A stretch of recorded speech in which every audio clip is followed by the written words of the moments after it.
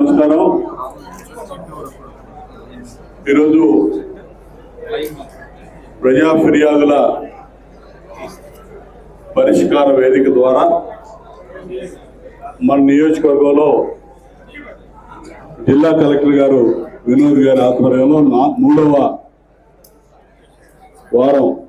వారం అమర్తలూరు మండలంలో జిల్లా అధికారులందరితో ఈ కార్యక్రమం నిర్వహించుకుంటా ఉన్నాం. నియోజకవర్గంలోని వివిధ గ్రామాల నుంచి వివిధ సమస్యల మీద మీరు తీసుకొచ్చినటువంటి ఫిర్యాదులన్నీ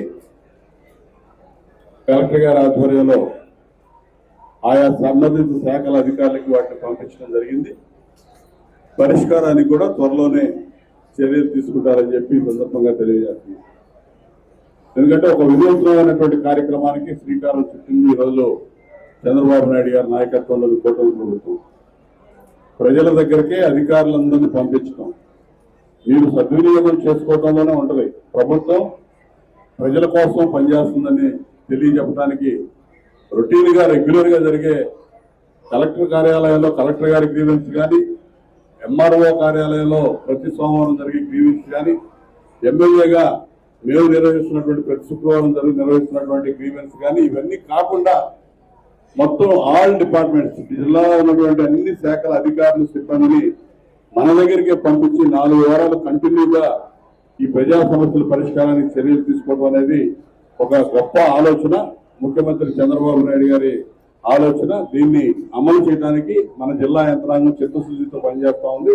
దాన్ని మీరందరూ కూడా వినియోగించుకోవాలని చెప్పి ఈ 3 వారాలు వేమూరు, కొల్లూరు, ఇప్పుడు అమర్తలూరులో ఈ 3 వారాలు ఈ ప్రజా సమస్యల పరిష్కార వేదిక నిర్వహించాం.